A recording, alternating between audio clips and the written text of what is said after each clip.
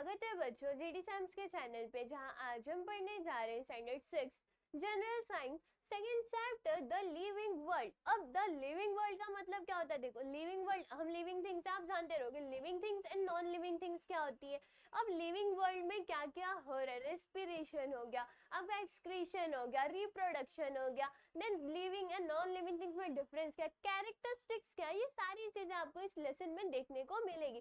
तो हम क्या करते हैं, इस लेसन को स्टार्ट करते। अब देखो, फर्स्ट यहाँ पर क्या बोला गया, कैन यू रिकॉल, यानी कि क्या आप याद कर सकते हो। अब अगर आप इस पिक्चर को ध्यान से देखोगे तो आपको क्या दिख रहा है, एक घर दिख रहा है, ट्रीज दिख रहे हैं, देन किड्स है, यहाँ पर फुटबॉल्स वगैरह सारी चीजें दिख रही है। अब यहाँ पर बोला गया है, list the things seen in the picture, say whether they are can you recall living और नॉन लिविंग थिंग्स। अब यहाँ पर क्या बोला गया, इस जो पिक्चर है इसे देखो, इसे देखने के बाद जो इसमें चीजें दी गई है उन्हें क्या करो, आप याद करो। आप क्या बता सकते हो कि ये चीजें क्या क्या चीज है, ये लिविंग थिंग्स है कि नॉन लिविंग थिंग्स है। अब living and non living things क्या होती है, ये चीजें हमने इसके पहले वाले स्टैंडर्ड्स में भी पढ़ी हुई है। लिविंग थिंग्स का मतलब क्या होती है, जो चीजें क्या कर रही है, देखो ब्रीथ कर रही है, खाना खा रही है, जिनमें ग्रोथ हो रही है, वो क्या होती है, लिविंग थिंग्स होती है। और नॉन लिविंग थिंग्स क्या होती है, जिनमें कोई भी ग्रोथ नहीं होती है, जैसे कि स्टोन हो गया।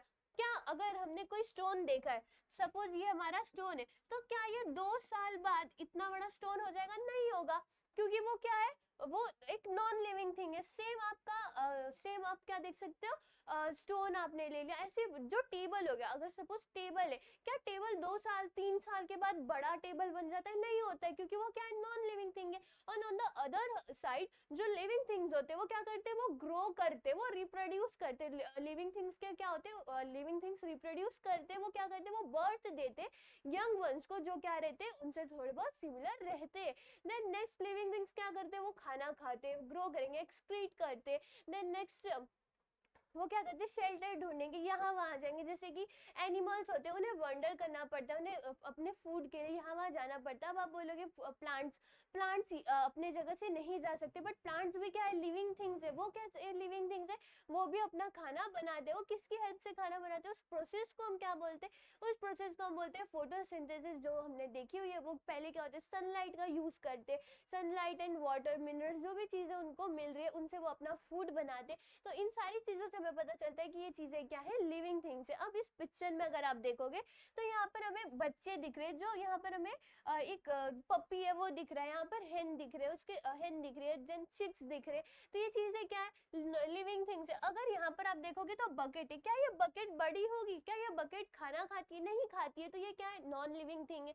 देन यहाँ पर आप ग्रास देखो, जो ट्री है, ट्री भी पहले देखो, जो ट्री ऐसा तो नहीं होता है, जो ट्री होते हैं वो पहले से ही बड़े हो जाते हैं। वो क्या रहते हैं, पहले एक छोटे से प्लांट रहते हैं, वो छोटे से प्लांट से एक बड़ा प्लांट बनता है, देन उससे बड़ा प्लांट बनता है, एंड फाइनली हमें क्या देखने को मिलती है, एक ट्री देखने को मिलती है।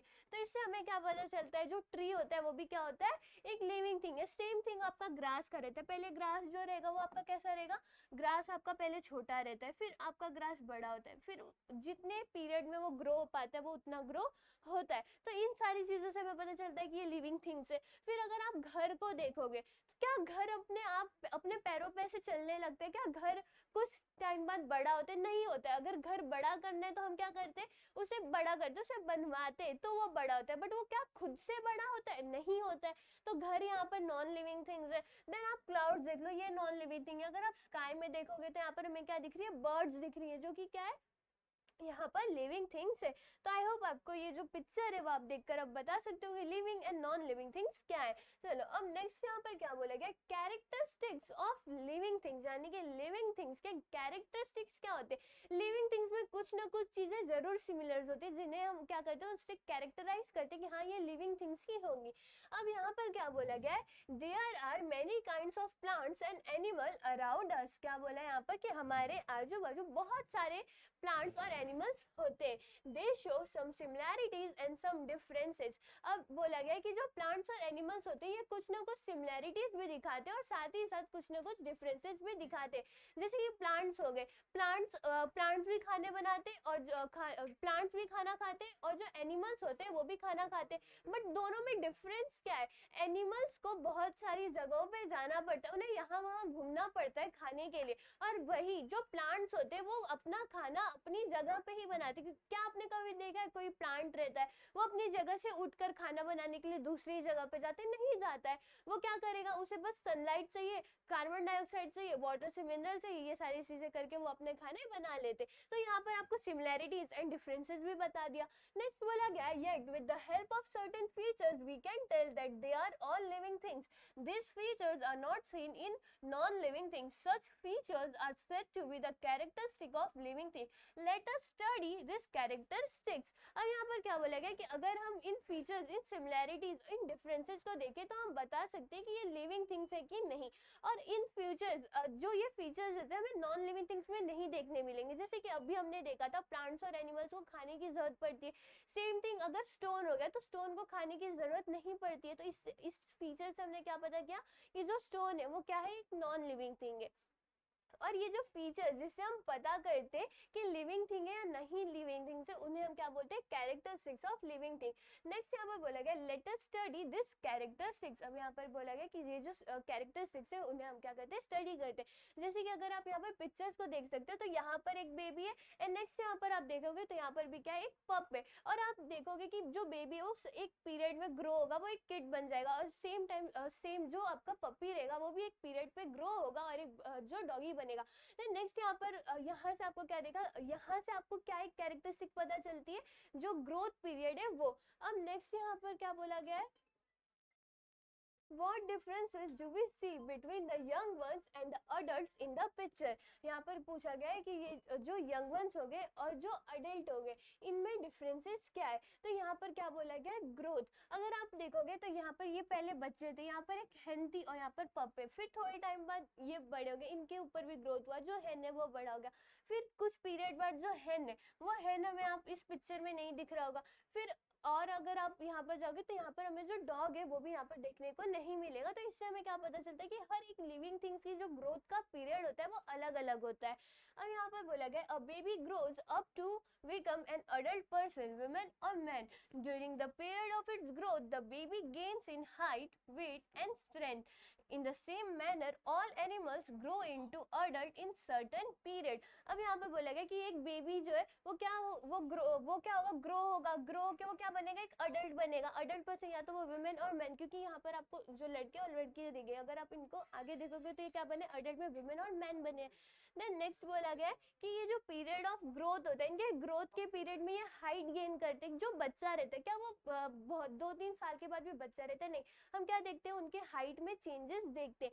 सेम उनको जो वेट होता है, यहाँ पर देखोगे तो जो वेट है उसमें भी चेंजेस होते जा रहे हैं। सेम अगर आप यहाँ पे चिक को देखोगे तो चिक यहाँ पर छोटा सा है और यहाँ पर पतला भी है, बट नेक्स्ट अगर आप सेकंड पिक्चर में देखोगे तो जो चिक है वो हाइट में भी बड़ा हो गया है और साथ ही साथ उसने यहाँ पर वेट भी क्या गेन किया है। नेक्स्ट बोला गया है स्ट्रेंथ। स्ट्रेंथ यानी कि ताकत होगी। जैसे कि कोई छोटा बच्चा हो गया, वो एक टाइम को एक जो बकेट है वो नहीं उठा पा रहा है, बट कुछ समय बाद वो उस बकेट्स को उठा लेगा। तो इससे हमें क्या पता चलता है, इस ग्रोथ के पीरियड में वो 3 चीजें एक्वायर करते हैं, जो कि क्या होता है, height, weight and gain. Next बोला गया है in the same manner all animals grow into adult in a certain period. इसी मैनर में, इसी सेम मैनर में जो एनिमल्स होते हैं, सिर्फ ह्यूमन बींग्स ही नहीं, साथ ही साथ जो एनिमल्स होते हैं उनकी भी ग्रोथ पीरियड ऐसी होती है, जो सर्टेन पीरियड रहता है उनके लाइफ का, उसमें वो ग्रो होते हैं, जिसमें जो एनिमल्स होते हैं वो भी क्या गेन करते हैं, height, weight and strength. Generally human require 18 to 21 year for this growth. Find out how long it takes for the young ones of hens, cows and dog to grow into adult. अब यहाँ पर बोला गया है कि जो human beings होते हैं उन्हें कितना टाइम लगता है ग्रो करने में, 18 to 21 ईयर्स लगते हैं। एंड नेक्स्ट यहाँ पर आपको एक एक्टिविटी दी गई है, यानी कि आपको फाइंड करना है कि जो यंग वंस हो गए हेंस के, काउस के एंड डॉग के, उन्हें कितना टाइम लगता है अडल्ट में ग्रो होने के लिए। तो यहाँ पर आपने क्या देख लिया, ग्रोथ। एंड इस ग्रोथ के पीरियड में क्या क्या चीजें एक्वायर होती है, क्या क्या चीजें गेन होती है, जो कि क्या थी ह्यूमन एंड एनिमल्स में सेम होती है। जो यहाँ पर क्या क्या दी गई थी, हाइट, वेट एंड स्ट्रेंथ। अब नेक्स्ट यहाँ पर क्या बोला गया है, ट्राई दिस। यहाँ पर अगेन आपको एक एक्टिविटी दी गई है जो आपको क्या करना है, ट्राई करना है। तो यहाँ पर आपको बोला गया है tie a thread to the tip of a potted sapling, keeping the thread stretch and tie it to a peg or nail above the plant. What do you observe after 10 to 15 days? अब आपको बोला गया है एक आप क्या ले लो, एक सैपलिंग ले लो पॉट में और फिर क्या करो उसके अपर साइड पे ऐसे एक क्या कर दो, धागे को बांध दो और उसे दूसरे साइड पर धागे को अटैच कर दो। और देन आपको बोला गया है कि 10 से 15 दिन बाद आपको क्या चेंजेस यहाँ पर दिखाई देने को मिलेंगे। अगर आप पिक्चर को देखोगे तो आप क्या देख रहे हो, यहाँ पर जो प्लांट है वो छोटा है और जो धागा है वो टाइटली एकदम स्ट्रेच यहाँ पर है। बट अगर आप सेकेंड पिक्चर देखोगे तो सेम जो प्लांट है वो क्या हो चुका है, वो हाइट गेन कर चुका है। हाइट गेन करने की वजह से जो धागा है वो क्या हो चुका है, वो यहाँ पर लूज हो चुका है। तो यहाँ से हमें क्या पता चलता है, सिर्फ प्लांट्स और सिर्फ एनिमल्स और ह्यूमन बीइंग ही ग्रोथ नहीं करते, उनके साथ साथ जो प्लांट्स होते हैं उनमें भी ग्रोथ होता है, जहाँ पर वो क्या गेन करते हैं, हाइट गेन करते हैं। नेक्स्ट यहाँ पर बोला गया है what tell us that the plant has grown taller. In all plant it is mainly the width and height of the stem that grows. As they grow some plants develop branches while others do not. यहाँ पर क्या बोला गया है कि ये plant हमें क्या चीजें बताती है कि जो प्लांट है वो बड़ा हो चुका है, वो ग्रो कर रहा है। तो अगर यहाँ पर अगर आपने प्लांट्स को देखा होगा तो वो पहले छोटे रहते हैं, उनका जो स्टेम रहता है स्टेम हाइट में बड़ा होता है और साथ ही साथ वो क्या करते हैं, उन विड्थ में भी वो बड़े होते जाते हैं। और इससे हमें पता चलता है कि पेड़ जो है वो क्या कर रहा है, ग्रो कर रहा है।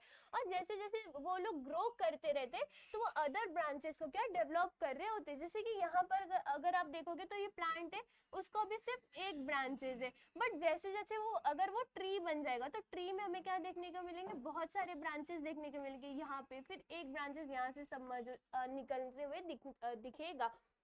नेक्स्ट बोला गया through all living things grow, animals grow only for a certain period. Plants on the other hand grow as long as they live. The growth of living things occur from within the body, which means that growth occurs in all part of the body.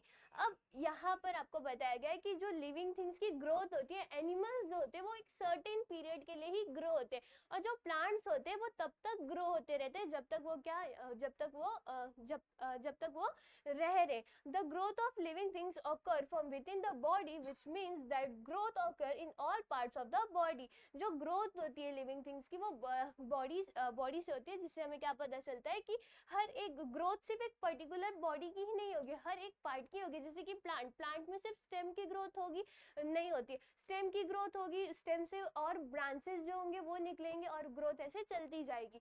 तो यहाँ पर आपने क्या देखा, जो plants में growth कैसी होती है एंड नेक्स्ट उनकी पीरियड क्या होती है ग्रोथ की। प्लांट्स जो होते हैं वो जब तक रहेंगे, जब तक वो लोग रह रहे तब तक वो ग्रो करते रहेंगे। और जो एनिमल्स हो गए, ह्यूमन बीइंग्स हो गए, इनका एक सर्टेन पीरियड होता है ग्रो होने का, वो तब तक ही ग्रो करते हैं।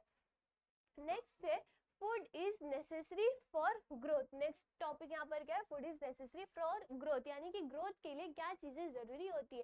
तो यहाँ पर सबसे पहले क्या आता है, फूड आता है। यहाँ पर बोला गया है plants make their own food in sunlight. Plants produce food from water, nutrition in the soil and the carbon dioxide present in the air. Plants जो होते हैं वो खुद का जो फूड होता है, खुद का जो खाना होता है वो किसके प्रेजेंस में बनाते हैं, सनलाइट के प्रेजेंस में बनाते हैं। जो प्लांट होता है जब वो खाना प्रोड्यूस कर रहा था उस प्रोसेस को हम क्या बोलते थे, फोटोसिंथेसिस बोलते थे। अब यहाँ पर बोला गया कि जो प्लांट्स प्रोड्यूस करते हैं फूड वो किससे प्रोड्यूस करेंगे, सनलाइट हो गया, वाटर हो गया, जो सॉइल में उसको न्यूट्रिशन मिल रहे उसके मदद से, और जो एयर में कार्बन डाइऑक्साइड प्रेजेंट है वहां से। और जो कार्बन डाइऑक्साइड होगा ये प्लांट कैसे लेगा, तो हमने इसके पहले वाले स्टैंडर्ड्स में पढ़ा था कि जो लीफ में पोर्स रहते जिन्हें हम अपनी आंखों से नहीं देख सकते, वो पोर क्या करेंगे, कार्बन डाइऑक्साइड लेंगे और जो प्लांट के रूट्स होते हैं, रूट्स क्या करेंगे, जो भी सॉइल में वाटर प्रेजेंट है वो लेंगे, और जो वाटर और कार्बन डाइऑक्साइड जो एयर से मिला हुआ है जब ये प्लांट लीव्स में पहुंच जाएंगे तब वहां पर क्या जो प्लांट होता है वो अपना फूड बनाना स्टार्ट कर देता है। नेक्स्ट यहाँ पर बोला गया है this process take place in the leaves of plant. It is brought about in the presence of sunlight with the help of the chlorophyll in the leaves.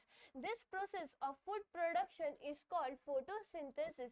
During this process, plants give out oxygen. Plants appear mainly green in color due to chlorophyll in them.